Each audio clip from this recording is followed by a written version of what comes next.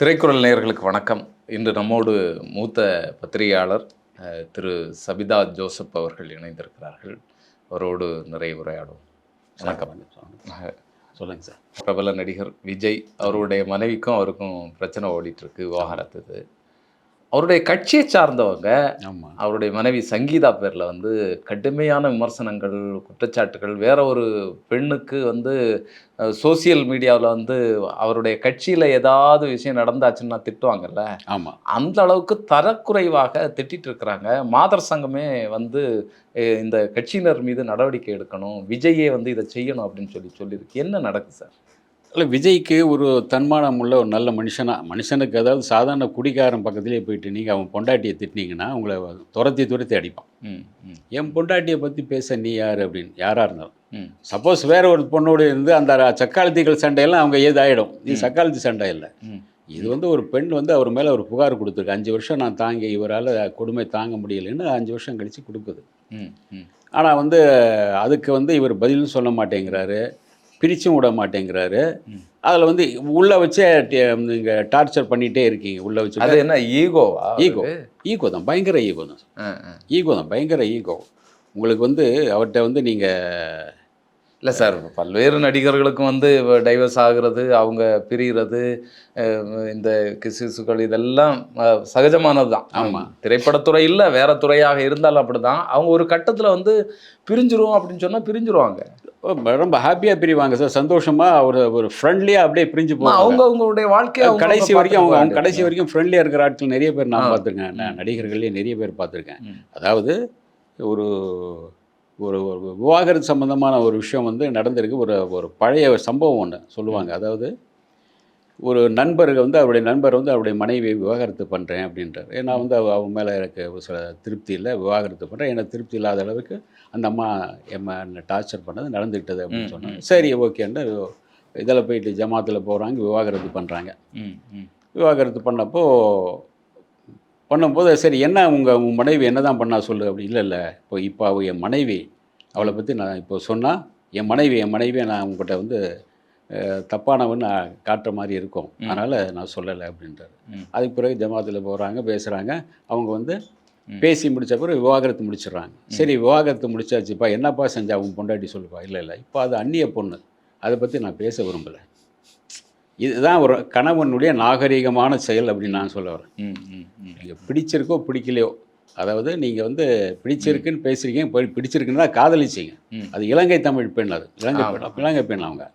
அவங்க இங்கே வர்றாங்க, ஷூட்டிங் பார்க்க வர்றாங்க, பார்க்குறாரு, நல்லா இருக்குன்னு இதாவது அது இப்போ விசாரிக்கிறாங்க. லண்டனில் ஒரு பெரிய குடும்பத்தை சேர்ந்து, அப்போ இவர் வளர்ந்து வர்ற காலகட்டங்கள், பெரிய லெவலெல்லாம் போகல, ஓரளவு போயிட்டுருக்க வந்துட்டுருக்காரு.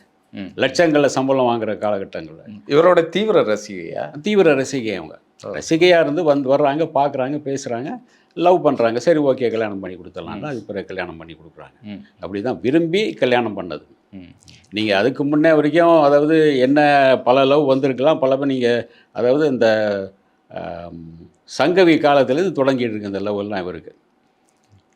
அது சின்ன வயசு, அது இயல்பாக வரும் எல்லாருக்கும். அவர் திரைப்படத்துறையில் இருக்கிறதுனால சொல்கிறேன். அங்கே அப்புறம் தான் ஆரம்பமாக இருக்குது. ஒவ்வொருத்தராக நீங்கள் போயிட்டே இருக்கல. சங்கவி, சுவாதி அப்படின்னே வந்துட்டுருக்கு. உங்களுக்கு ஒவ்வொன்றா போயிட்டு கட் ஆகிட்டே இருக்குது. கடைசியில் உங்களுக்கு ஹசீன் கூட நிறைய நெருக்கமாக போயிடுச்சு. அது ஹசீன் நெருக்கமாக வரும்போது ஷா கூட அப்படியே பிரிகிறாங்க. அவள் மட்டும் ரொம்ப பிடிக்கும்போது உனக்கு அப்படி இப்படிங்க உள்ளுக்குள்ளே அந்த இதெல்லாம் நடந்து அவங்க பிரிகிறாங்க. மறுபடியும் அந்த ஹசீன் இல்லை, கல்யாணம் பண்ணிட்டு அவங்க ஹிந்தி போயிட்டு கல்யாணம் பண்ணிட்டு போன பிறகு மறுபடியும் அவங்களுக்குள்ள ஒரு நெருப்பு, மறுபடியும் நெருக்கம் உண்டாகுது. அதுவும் ஒரு சொல்லியிருப்பேன், ஆதின்னு ஒரு படத்துக்கு முன்னாடி ஏதோ ஒரு ஷூட்டிங்கில் அவர் இருக்கார், காரவனில் இருக்கார். காரவனில் போயிட்டாங்க. அவங்க போயிட்டு சாரமாக 2 பேருக்கும் விவாதம் நடக்குது. அதுக்கு பிறகு பேசி இதாகிட்டு ஃப்ரெண்ட் ஆகிட்டு கட்டி பிடிச்சி ஒரு ஹக் பண்ணுவாங்களே, ஹக் பண்ணிக்கின்னு எல்லாம் முடிச்சு இனிமேல் சரி உனக்கு நீ தான் அடுத்த படத்துக்கு நீ தான் ஹீரோயின் சொல்லி அதுக்கு பிறகு தான் ஆதி படத்துக்கு மறுபடியும் வர்றாங்க. பிரிஞ்சு போயிட்டு மறுபடியும் சேர்ந்து வர்றாங்க. மறுபடியும் அந்த உருவாகுது. கில்லிலேருந்து தொடங்குறது அப்படியே உருவாகுது.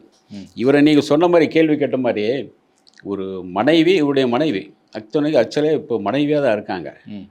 உங்களுக்கு 18-25 வருஷம் வாழ்ந்துருக்கீங்க. சேர்ந்து 18-20 வருஷம் சேர்ந்து வாழ்ந்துட்டீங்க. 2 குழந்தைய பெற்றுட்டீங்க. அதுவும் தோலுக்கு மேலே நிற்கிற அளவுக்கு வளர்ந்தாச்சு. இப்போ வந்து உங்கள் மனைவியை பற்றி மற்றவங்க சொல்கிறத நீங்கள் ஒரு கண்டிக்க வேண்டாம், கூப்பிட்டு திட்ட வேண்டாம். இந்த மாதிரிலாம் பேசாதீங்கப்பா, அது நாகரீகம் இல்லை, அது என் மனைவி அப்படின்னு சொல்லலாம். ஒரு நல்ல மனுஷனாக இருந்தால், நல்ல அப்பனுக்கு பிறந்திருந்தா, ஒரே ஒரு அப்பனுக்கு பிறந்த, ஒரே ஒரு அம்மாவுக்கு பிறந்தவனாக இருந்தால், ஒரு நல்ல யோக்கியமான ஒரு ஒரு ஆம்பளையாக இருந்தால், என் மனைவியை திட்டாதடான்னு சொல்லணும், கூப்பிட்டு சொல்லணும். கட்சிக்காரங்களே அந்த இந்த பேசுகிற பெண்களையும் இல்லைம்மா அப்படின்னு சொல்லாத, அது என் மனைவி. விவாகரத்து பண்ண பிறகு நீ அவங்கள பற்றி திட்டு இது பண்ணி இப்போ என் மனைவி. இல்லை இவர் அந்த அம்மாவை திட்டுறதும் இவனை செருப்பால் அடிக்கிறதும் ஒன்று தானே சார்? இல்லை இவர் பார்க்குறாரா இல்லைன்னா இவர் வேலை பார்த்துட்டு இவர் போகிறாரா, யாரெல்லாமோ பேசுகிறாங்க அந்த அதெல்லாம் இப்போ அதிகமாக பார்க்குறாரான்னு தெரியல. ஏன்னா உள்ளே போனால் அதோட சரக்கு இது இருக்குது, அங்கேயே இருக்குது, உள்ளே இருக்குது, எல்லாமே சரக்கு உட்பட எல்லாமே இருக்குது. அங்கே தான் அவங்க வீடும் அங்கே தான் ஏறக்குறைய இருக்குது. இங்கே கீழே மேலே இருக்காங்க. அடிக்கடி டிஸ்கஷன் பண்ணிக்குவாங்கன்னு வைங்க. டிஸ்கஷன் பண்ணுறது தானே ஒரே ஏரியாவில் இருக்கும். அந்த மாதிரி டிஸ்கஷன் நடந்துகிட்ருக்கும். ஆனால் உள்ளே போயிட்டா இவர் வந்து சரக்கு போட்டு இது போயிட்டு அப்படியே மட்டி ஆகிடுவார். சில நேரங்களில் ஒரு 2 நடிகர்கள் இருப்பாங்க, ஸ்ரீமான் அப்படி இன்னொருத்தர். இவர் கூட நெருக்கமாக இருப்பாங்க. அவங்க வந்து அந்த சரக்கு போகிற நேரத்தில் கூட போயிருப்பாங்க. அவங்க அங்கே அந்த மவுண்ட் ரோட்டில் அந்த அண்ணா சாலைக்கு போய் பார்க் ஷெடான ஹோட்டல் இருப்பாருங்க. அதில் வந்து 3வது மாடியில் தான் நடக்கும் ஆரம்பத்தில். இது வந்து 10-15 வருஷத்துக்கு முன்னாடி நடந்துகிட்ருக்கு. இதுபடி சரக்கு போடுறது. அவங்க போய் 3வது மாடியில் போயிடுவார். இவர் மட்டும்தான் இருப்பார், யாரும் இருக்க மாட்டாங்க. உட்காந்துட்டிப்பார், கூட இவங்க நிற்பாங்க. இவர் 4வது 5வது போகிறதுக்கு முன்னே டக்குன்னு தலைவா ஓகே போகிறோம் கிளம்பலாம் அப்படின்னு லேசாக கைத்தாங்களாக பிடிச்சிட்டு அப்படியே கூப்பிட்டு வந்துடுவாங்க. பாதுகாப்பு படை அவங்க. எனக்கு கூட நினச்சிட்டு இருப்பேன், அதனால் பாதுகாப்பு படை. இந்த மாதிரி இது வந்து அப்போ இருந்து நடந்துகிட்ருக்கு. இல்லை சார் நீங்கள் குடிக்கிறீங்க, எல்லோரும் குடிக்கிறாங்க. சில பேர் வந்து நடிப்பு முடிஞ்ச பிறகு ஒரு ரிலாக்ஸாக போய் குடிக்கிறாங்க. அல்லது தன்னை அவ்வளோ நேரம் வந்து இந்த வெயிலில் அந்த அனலில் நின்றுருந்தவங்க போய் குடிக்கிறாங்க. அது அப்படியே தூங்கிடுறாங்க. இல்லை அது தனிப்பட்ட வாழ்க்கை இது. அதை வந்து நம்ம குறை சொல்லலை. ஆனால் உங்கள் மனைவியை திட்டும்போது அசிங்கமாக பேசும்போது நீங்கள் ஏன் வாய்ப்பு மூடிட்டு கிடக்குறீங்க? அப்போ உங்கள் மனைவி இல்லையா? அப்போ அந்த பெண்ணை நீங்கள் காதலிக்கல, கல்யாணம் பண்ணிக்கல, என்னத்துக்கு நீங்கள் இந்த என்ன சொரணக்கெட்டுத்தனம் அது? உங்கள் மனைவி அப்போ நாளைக்கு உங்கள் அம்மாவை இதே மாதிரி திட்டாலும் வந்து நீங்கள் காது குளிர கேட்டுட்டு இருப்பீங்கன்னு நினைக்கிறேன். இல்லை அந்த அம்மா பக்கத்துலேருந்தும் எந்த விதமான எதிர்வினையும் வரல. இப்போ விஜய் பேசலை விடுங்க, இவர் விஜயோடைய அப்பாவும் இதை பற்றி எதுவும் பேசலை. இல்லை இதே வந்து ஏற்கனவே நடந்திருக்கு சார். இந்த விஷயம் வந்து ஏற்கனவே நடந்துச்சு. இவங்க அப்பாவும் விஜயுடைய அப்பாவும் விஜயும் பிரிஞ்சு போக காரணமே இதுதான்.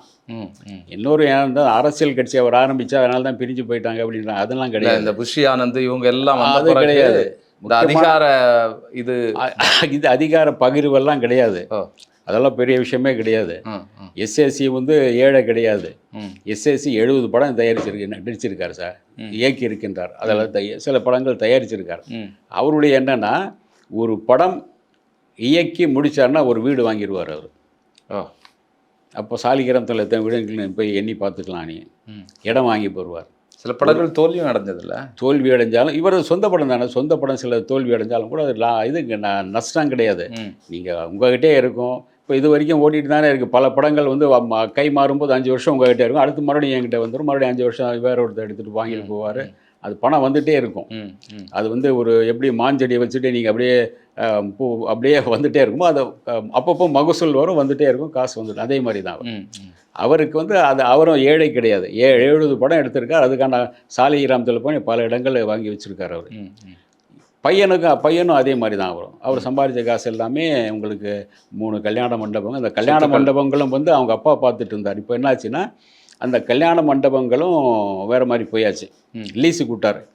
சரி சரி. அப்பா கிட்ட இல்லை அது. சரி. அப்பா மேற்பார்வை கிடையாது, லீஸு கூட்டாராம். சரி. இது எப்படி தெரியுதுன்னா அவருடைய ரசிகர் மன்றத்தில் ஒருத்தர் இருந்தார், ரவிராஜ். அப்பா பேரில் ஒரு வெறுப்பு ஆனதுனால இப்படி விட்டுட்டாரா? இல்லை அப்பா பேரில் வெறுப்பு இது கிடையாது. வெறுப்பு என்னன்னா அந்த நடிகை விஷயமா வந்து பேசுனதுனால விருப்பம். இவர் என்ன சொல்கிறாருன்னா அவங்க மனைவி வந்து மருமக வந்து சொல்கிறாங்க, பாருங்கப்பா இந்த மாதிரி இவர் அந்த நடிகைகள் இந்த 2 நடிகை பின்னாடி சுற்றிட்டு இருக்காரு, வீட்டுக்கு ஒழுங்காக வர மாட்டேங்கிறார். 2 நடிகை? ஆமாம், இந்த இருக்குது. அப்புறம் இந்த நடிகை ஒன்று கையில் இல்லை, நான் விட்டுட்டேன், ஒன்றும் இல்லை, பேசுகிறதெல்லாம் இல்லைன்னா ஒன்று கட்டாச்சு, ஒன்று இல்லை அவர் சொல்கிறாரு. நான் பேச மாட்டேன் பார்க்க மாட்டேன்னு சொல்கிறாரு. ஆனால் அங்கே தான் இருக்கார், திரும்ப திரும்ப அங்கே தான் போகிறாரு, இது பண்ணிகிட்ருக்காரு. நீங்கள் ஒன்றுக்கு என்ன நீங்கள் பேசி முடிவு பண்ணுங்கன்னு சொல்கிறாங்க. மருமகள் சொல்லும்போது நீங்கள் மாமனார் மாமியார் வந்து பேச வேண்டியது கடமை. இவங்க தானே பார்த்து கல்யாணம் பண்ணி வச்சாங்க, கூப்பிட்டு பேசுகிறாங்க என்னப்பா அந்த மாதிரி அப்படின்னு. இல்லை நான் அந்த நடிகை கல்யாணம் பண்ணிக்க போகிறேன். என்னடா யோசித்து பேசு அப்படின்னு சொல்லியிருக்கேன். இது வந்து ஒரு அங்கேருந்து சம்மந்தப்பட்ட ஆட்கள் சொன்னது. யோசித்து பேசுன்னு சொல்லியிருக்காரு அவர். இவர் வந்து இல்லை நான் அந்த நடிகை கல்யாணத்தை பண்ணிக்க போகிறேன். அந்த நடிகை யார் யார் என்ன பண்ணாங்கன்னு தெரியும்ல. திருமணம் முடிஞ்ச பிறகு இன்னொரு நடிகை கூட தொடர்பு சார் இப்போ நடந்தது இதெல்லாம் இது 2021 18 இது இப்போ நடந்த சம்பவங்கள். சரி சரி. நான் அந்த பிரிய மாட்டேன், அந்த நடிகை நான் கல்யாணம் பண்ணிக்கலான் இருக்கேன், கல்யாணம் பண்ணிக்க போகிறேன். சரி, அதெல்லாம் என்ன நீ பேசுகிற நீ அப்படி இப்படி சொல்லிட்டு இவர் சொல்லியிருக்காரு. ஒரு ஏற்கனவே அந்த இப்போ பல பேர் பார்த்த ஒரு இது தான், பல பேர் இது பண்ணால் அதை போய் நீ இது கல்யாணம் பண்ணிக்கணும்னு சொல்கிறிய அப்படின்னு சொல்லி ஓங்கி ஒரு அறை விட்டாராம். அப்பா அறை விட்டாராம். இதை பார்த்து பயங்கர டென்ஷன் ஆகிட்டு முதல்ல வெளியே கிளம்புங்க, இனிமேல் நீங்கள் இதை பற்றி பேச தேவையே இல்லை, என் சொந்த விஷயத்தில் நீங்கள் பேச தேவையில்லை, கிளம்புங்கன்னு சொல்லிட்டாராம். அதுதான் பிரச்சனை. அதில் தான் இப்படி இந்த பிரச்சனை வந்ததுன்னு சொல்கிறாங்க. ஏன்னா மறுபடியும் அவர் வந்து ஒரு முறை வந்து நீங்கள் ஒரு வாட்ச்மேன்ட்ட வந்து இவங்க 2 பேரும் போயிருக்காங்க. அதில் அந்த ஒரு சம்பவம் நீங்கள் ஏற்கனவே பல பேர் பேசியிருப்பாங்க, சொல்லியிருப்பாங்க. வாட்ச்மேன்ட்ட சொல்லும்போது வாட்ச்மேன் என்ன சொல்லியிருக்கேன், உங்கள் அம்மாவை மட்டும் வர சொல்லி, அப்பா நான் உள்ளே வர வேண்டாம்னு சொல்கிறது. இந்த அளவுக்கு. அதுக்கு பிறகு அவர் உடல்நிலை சரியில்லாத போது வந்து இவர் பார்க்குறார். பார்த்து ஏதோ கொஞ்சம் உருக்கின மாதிரி உருக்கிட்டு ஒரு நடிப்பிச்சுட்டு போனார். அதுக்கு பிறகு அது அப்படியே தொடர்ந்துட்டுருக்கு. அதாவது இவர் வந்து அந்த நடிகையை கல்யாணம் செய்து கொள்ளாமல் வாழ்ந்துட்டுருக்காங்க வைங்க. இப்போ கல்யாணம் செஞ்சுக்கிறேன்னு சொல்கிறார் அவர். இதை வந்து அவங்களையும் ஏற்றுக்கல, இவங்களும் ஏற்றுக்கல. இந்து மத சட்டப்படி இவங்களுக்கு வந்து மனைவியோட சம்மதத்துடன் அவங்க வந்து கிறிஸ்துவ முறை, அவங்க இந்து. ஆமாம், இந்து முறைப்படி கல்யாணம் பண்ணியிருக்காங்க, கிறிஸ்துவ முறைப்படி பண்ணியிருக்காங்க. அப்போது வந்து நீங்கள் இந்து முறை சட்டத்தில் வந்து நீங்கள் வந்து கணவன் மனைவியுடைய சம்மந்தம்லாம் முடியாது.